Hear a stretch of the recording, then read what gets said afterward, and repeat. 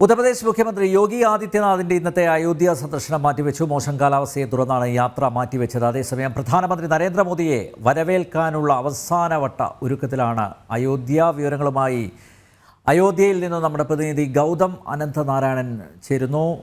ഗൗതം, കഴിഞ്ഞ ദിവസമാണ് ഗൗതം അയോധ്യയിൽ എത്തിയത്.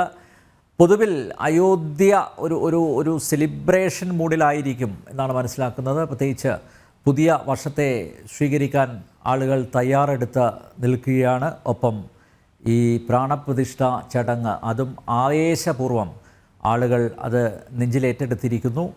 എന്തൊക്കെയാണ് ഗൗതം ഇപ്പോൾ അയോധ്യയിൽ നിന്നും നൽകാൻ സാധിക്കുന്ന വിവരങ്ങൾ?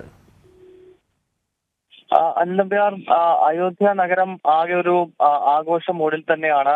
പ്രത്യേകിച്ച് രണ്ട് പ്രധാനപ്പെട്ട കാര്യങ്ങൾ. ഒന്നാം, വെള്ളിയാഴ്ച പ്രധാനമന്ത്രി നരേന്ദ്രമോദി അയോധ്യയിൽ എത്തുന്നു. അദ്ദേഹം ആദ്യമായി അയോധ്യ നഗരത്തിൽ ഒരു റോഡ് ഷോ നടത്തുകയാണ്. ആ റോഡ് ഷോയ്ക്കായുള്ള ഒരുക്കങ്ങൾ നഗരത്തിൽ എല്ലായിടത്തും വളരെ വേഗത്തിൽ പുരോഗമിച്ചിട്ടുണ്ട്. അതിനുശേഷം പിന്നീട് നമുക്കറിയാവുന്നതുപോലെ ജനുവരി 22-ാം തീയതിയാണ് അയോധ്യയിലെ രാമക്ഷേത്രത്തിൽ, പുനർനിർമ്മിച്ച രാമക്ഷേത്രത്തിന്റെ ഗർഭഗൃഹത്തിൽ രാംലല്ലയുടെ പ്രാണപ്രതിഷ്ഠ നടക്കുന്നത്. ഈ രണ്ട് ചടങ്ങുകൾ അയോധ്യയെ സംബന്ധിച്ചിടത്തോളം വളരെ ആഘോഷകരമായ ഒന്നായി അയോധ്യ നിവാസികൾ ആഘോഷിക്കുന്നു. കാരണം മറ്റന്നാൾ പ്രധാനമന്ത്രി എത്തുന്നത് തന്നെ അയോധ്യയുടെ മുഖച്ഛായ മാറ്റിമറിക്കുന്ന വികസന പദ്ധതികൾ നാടിന് സമർപ്പിക്കുന്നതിന് വേണ്ടിയാണ്. അതും രാമക്ഷേത്രവുമായി ബന്ധപ്പെട്ടാണ്. ക്ഷേത്ര നിർമ്മാണത്തോടനുബന്ധിച്ചുള്ള വികസന പ്രവർത്തനങ്ങൾക്ക് ഉദ്ഘാടനം ചെയ്യുവാനും ബാക്കി തുടക്കം കുറിക്കുന്നതിന് വേണ്ടിയാണ് പ്രധാനമന്ത്രി നരേന്ദ്രമോദി എത്തുന്നത്.